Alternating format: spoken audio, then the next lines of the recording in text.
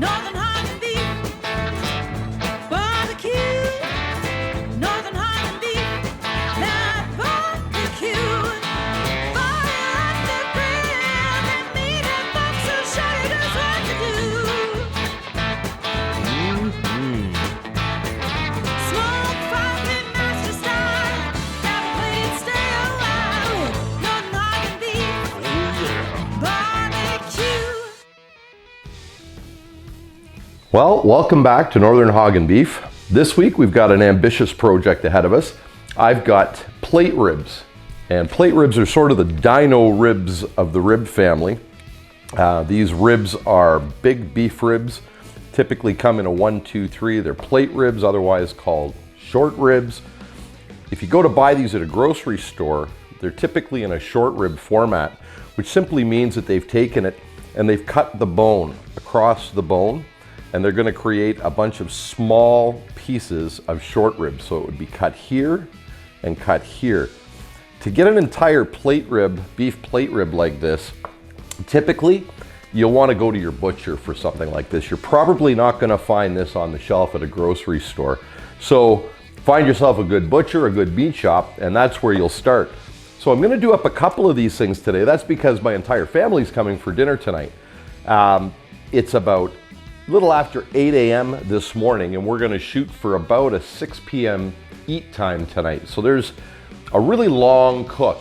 But one of the beauties of this is it's quite easy. There's a couple of things we're going to want to do to prep it. And once we have them prepped, we're going to do a little bit of rub on it. And then really it goes onto the smoker, and that's where it sits. And it sits there for a number of hours. I'm going to, we go by the temperature probes, and that's going to kind of guide us to what we want to do next. But I'm going to put this on with a hickory pellet today. Hickory loves beef. It's a perfect pellet to use. So I'm going to use hickory pellets, and we're going to run this at 275. Now that's a little hot. I want to make sure that they're done on time. You could go about 225, you could go 250. It's really up to you, because the internal temperature really is what's going to govern this. But I'm shooting for that 8 hours complete after resting and on the table. So we're going to go 275, and I believe we're going to sit about 6 hours without even touching these ribs. So there's a lot of different ways to do this, and if you watch a lot of different videos, you're going to see some people spritz them, you're going to see some people don't spritz them, some people wrap them in tin foil, some people wrap them in butcher paper. We're going to do it my way, and I've done it a couple of times this way, and I'm really hopeful that by the time this is all done, the meat is going to be really like a gelatin type feel to it. All of the fats will have rendered on the inside, and I'm hoping by not removing the membrane, which I'll explain in a moment, that we're actually going to keep the ribs intact with the bones. Now, it may not happen. They may come away. We're going to find out what happens in about 8 hours. So let's just get started. The first thing you want to do is have a look. Now, bear in mind, I'm going to do a very long cook. So when you do a long cook, a lot of the fats will render. But ideally, what we're after is the rendering of these fats that are in here. So these fats will render to almost nothing and turn into juices. But these ones on the top, we're going to want to clean some of that off. So some people will want to come almost right down to the meat. You can see there's a little bit of silver skin here. We're not in a competition here. We're making dinner for my family. So I'm not going to be too concerned. It's not going to hurt it. We're going to cook for a long time. But what I do want to do is take off some of this really excess fat. So to do that, what I really like to do is just use a fillet knife, because that's essentially what we're going to do, is we're going to try to just fillet some of that fat off. We're just going to take some of that top fat off. So with a nice fillet knife, you can see I'm actually no different than I might with a fish, because I'm just filleting some of that fat off. And we want to make sure that we try to save as much of the meat as possible and just get as much of that fat off as we can without taking too much of the meat. So while I'm doing this, we'll speed up the video process, and we'll let you watch what we're doing, but we'll take a break from explaining it, and we'll come back just as soon as this is all set up.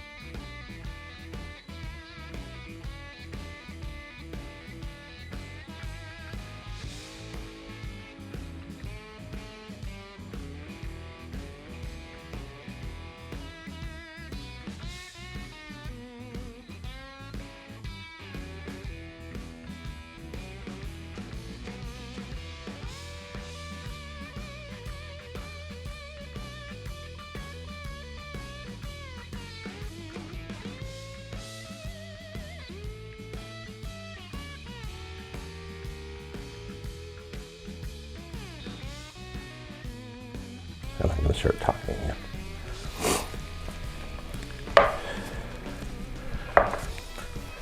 So, we've done this one, and we haven't touched this one yet. So why did I do that? I just wanted to show you about what I like to do. So you can see that I've taken out some of the heavy fats. There are areas here with really seriously thick pieces of fat in it. We've removed as much of that as we can, but you don't want to obviously go and take out all of this. So I've just trimmed this back, but you can see we've exposed a lot of the meat. There's still a little bit of that silver skin, but because we're going to cook this for about 7 to 8 hours, this is going to render down and this should be nice and soft for us. So I will clean this one up in a moment, but in the meantime, we're going to get to work on doing a rub on the first one and show you how that's done. Really, really simple. So with this, I like to keep it pretty simple. There's a couple of little things that I want to do. The first thing is, I said we're going to keep this membrane on, and the reason we're going to keep this membrane on is because we'd like that to keep it holding all of this together. Otherwise, when we're done, these ribs are just going to fall off. This membrane actually helps to keep it all together. But what I will do is just give it a couple of pokes about every 3 inches between the bones. And all I'm doing here is just trying to allow a little bit of that heat and a little bit of that rub to get up inside. So I went about every 2 inches, just with a really light poke. Put one there, put one there. And that's all we want to do to prep. Some people like to take that membrane off, and you're welcome to take it off. But again, remember that after you've slow cooked this for a long period of time, it's a bit like a brisket. It's going to end up really wanting to fall away. And those bones will probably just fall off, leaving that presentation a little different. So let's get to work on the rubs. I'm going to use 2 very simple rubs. For starters, you can see that I haven't used an oil, I haven't used a mustard. You can, won't hurt anything, just as a bonding agency, but a bonding agent rather. But what I do have here is a piece of beef that's actually sweating out pretty nicely. It's been out of the fridge now for about 30 minutes, and it's going to bond all on its own. So we're going to start with a beautiful Triple H rub.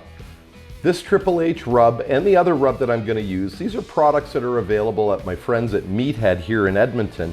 They make some fantastic rubs. They're made by Motley Crue, and Motley Crue has a whole selection of rubs that can be used for your smoking and barbecue, and I'll tell you, I've had nothing but success with them. They're not overpowering. They're just a really nice blend of some garlics, of some peppers, a little bit of salt, all the things you want to make it nice. So I actually want to show you that on the backside, bear in mind, there's really no meat on the backside of one of these plate rib bones. So you don't have to go crazy. Some people don't even put any seasoning on that section, but I like to put a little bit. So where you do want to make sure that you hit it is all down the meat area. You want to catch all of the sides, pat it all in, make sure you hit all those exposed meat areas.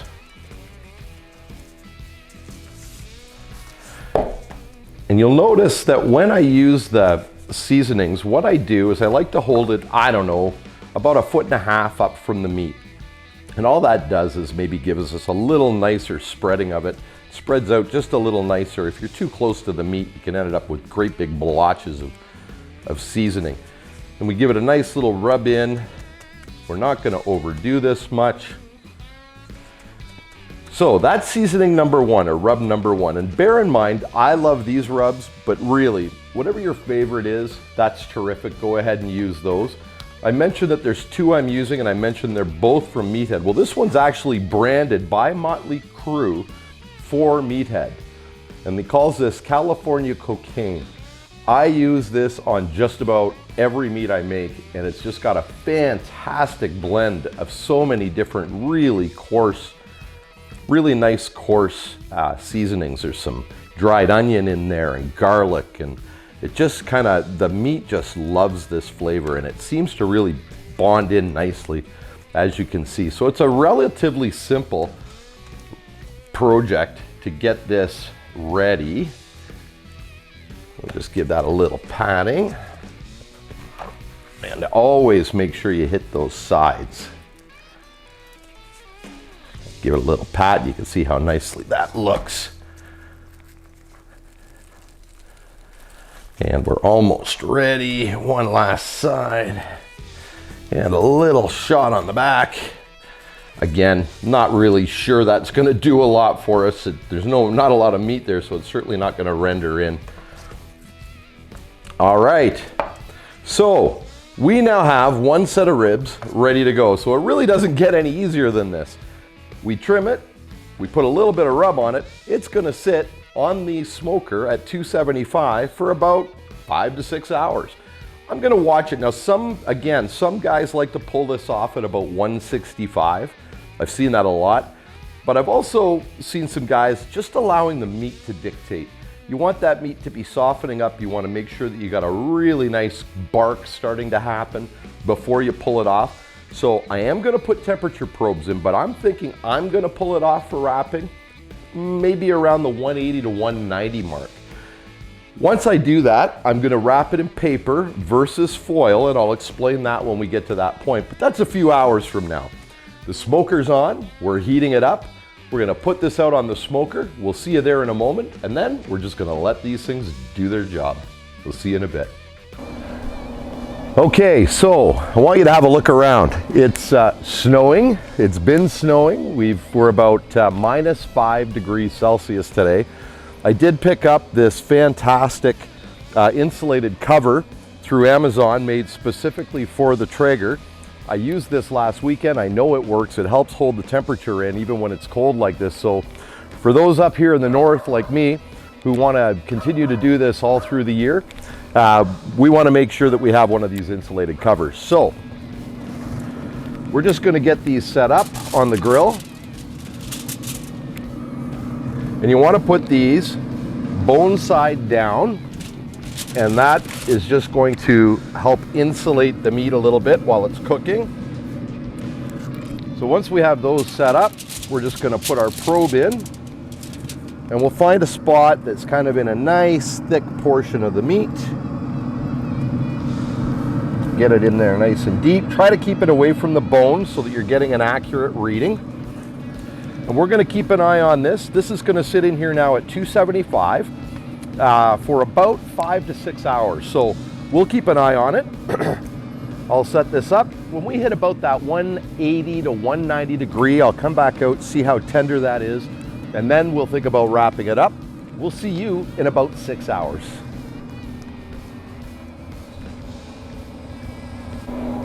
Okay, so we are 12:30. That means we were only about 3.5, 4 hours actually. I expected 6 hours. We're sitting at 190 internal temperature, but you can see that these ribs are really nicely coming away from the bone, and they're plumping up really nicely. And I just want to get a little bit of a feel for how this meat is. It's not bad. So what we're going to do is I'm just going to quickly check that internal temperature one last time. And we're going to pull these off. We're going to take them inside. We're going to get them wrapped up. And once we have these wrapped up, we're going to bring them back out, put them back on here. Something I should mention, I set it at 275. I was really getting a really quick cook at the beginning. So what I decided to do is I backed off to about 250. I did that about an hour and a half into the cook. So just if you're trying to follow my directions completely, you may want to pull back on the temperature. I started at 275, might have gone a little high.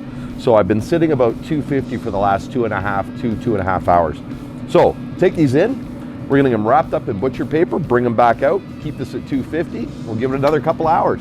See you inside. Okay, so you can see we brought these back in. You can see the bones, the meat's pulling back really nicely on the bones.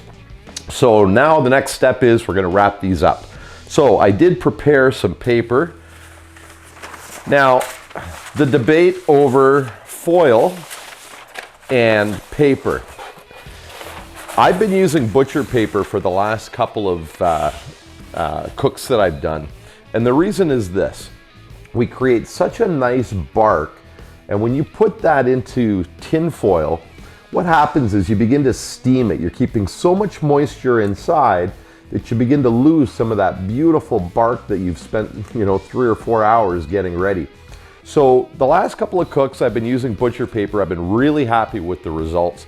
It just seems to allow it to breathe a little bit better. It's maybe not steaming it, it's still cooking it, allowing all the fats to continue to render and cook. So, long story short, we are going to go with butcher paper. So butcher paper, pretty easy program here. You can see I've taken 2 pieces. I've done that just because of the size. And what I'd like to do is just be able to tuck that right up underneath. Because the trick with butcher paper is you just want it to stay nice and tight. We'll bring this one back over and just fold back over.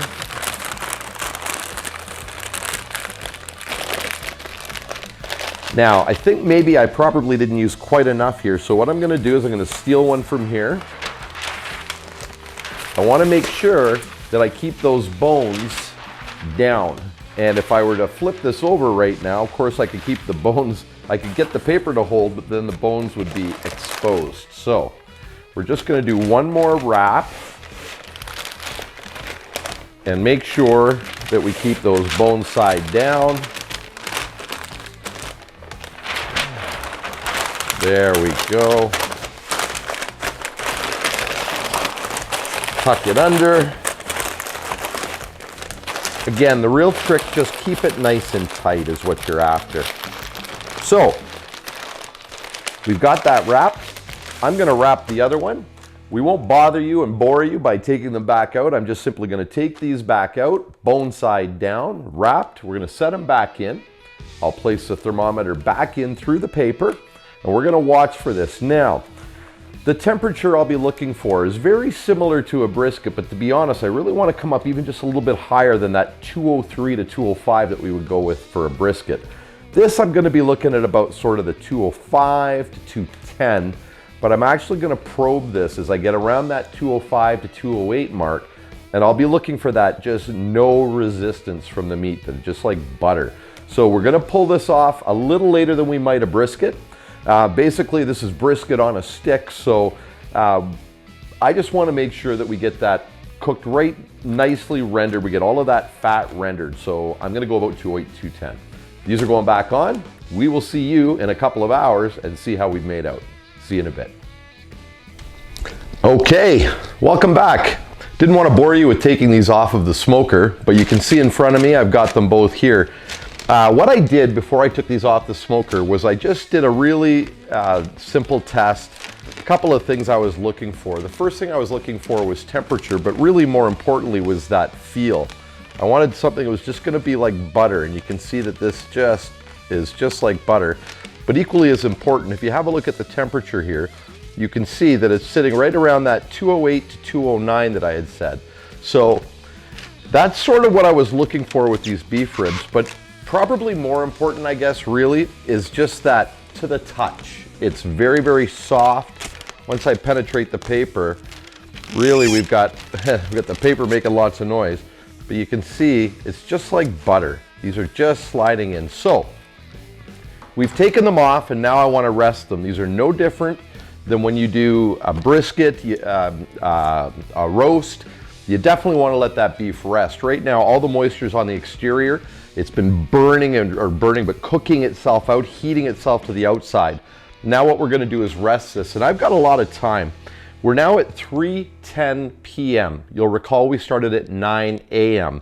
So we did let these sit on the smoker wrapped for about 2 hours, a little more than 2 hours. But now we've got a good 2 hours that we can let this rest. So how do we want to do that? Let me start with this. I want to just lay a towel down in the bottom of the first tray and just give the first roast, the first set of ribs, something to lay on. And before I do that, sorry, I also don't want to ruin all of my towels, but I also do not want to wrap this in tin foil. So I'm just gonna let it rest on the tin foil to protect my towel. I'm gonna wrap this one up with the excess towel. Get it in there nice and tight. Now bear in mind, again, that's not wrapped in the tin foil. The tin foil is just to protect the towel. And then what I'll do is inside of my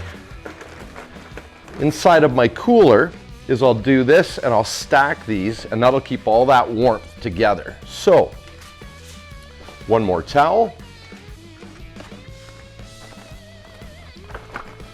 Another layer of tin foil just to protect our towel. We'll lay that inside. And we will wrap that up also in the towel. Tuck it in to keep all that heat inside. And we'll finish tucking that in inside of the cooler. We'll set that into the cooler, and in about 2 hours, I'm gonna pull these out. They'll be ready for cooking, and I expect they'll be right around the 165 mark internal temperature, and we'll be all set. We'll see you in a couple of hours. Okay, well, it's been a long day. We brought both of these out of resting. Kids are on their way. They're gonna be here in just a couple of minutes, so we'll get these opened up, and you can see just from this paper, the juices are phenomenal. You can take a look. It's just like opening a Christmas present. You just never know what you're gonna get. So we'll get this opened up, and there we have a beautiful rack of ribs. Kelly, I'm gonna pick this up. If you could just pull that paper out and throw it into the sink. Oh, wonderful. That's what we want. Grab that bone. Throw it out here. We're gonna use that for a photo after. Beautiful. That's good. Great. Excellent. So you'll recall I said earlier that one of the things we'll be looking for, really, the key indicator that we're looking for here is that it's sort of like a gelatin. Wow. And if you have a look, you can see that's gonna be super moist. Now, it's a shame the bones didn't stay together, but let's just cut this guy and let's find out what we've got. We'll kind of take it as if there was a bone there. The bark is beautiful. Oh, it's nice and juicy. You can see that it's just falling apart. It's wonderful, actually. We'll cut this piece out too, just to see what we've got. And there it is. Look at the smoke ring in here, the juices, the fats have rendered away nicely, nice and juicy. So we'll let Kelly have a little taste of this, and I'm gonna just walk through really quickly what happened today, how we got here. So we started off with 2 racks of ribs. On those 2 racks of ribs, we started at 275 degrees. After about an hour and a half, I had to drop it down to 250, and we kept that on there for 3.5 hours. We got a really nice good cook, but then we pulled them off at about 190. At 190, we pulled them off, I wrapped them, put them back on, and I noticed that it was really coming up the temperature again really slowly, so I bumped it back up to 275. At that point, they were on for about another 3 hours. We pulled them off, wrapped them, put them into the cooler. They've rested now for about 2 hours and 20 minutes. You can see how nice and juicy it is. If you follow these instructions, this is what you're gonna get. And let's find out how they taste, Kelly, our taster. Yeah. Best day of the week ever. Oh yeah. Oh, they're good. Yeah, good flavor. Mm-hmm. Yeah, how's the moisture? I don't want to say they're wet, but like they're wet. Really? Like they're wet. Excellent, excellent. So we're gonna cut up this other rack. We're gonna put all this together for our family for dinner. Please, if you like what you saw here today, please hit that subscribe button. It's really important to us. And the other thing is we're gonna look at what we're gonna do next time. I'm kind of debating on a couple of things, but I promise you, whatever we make, it'll be as good as this. We can't wait to see you again. Catch you next time on Northern Hog and Beef.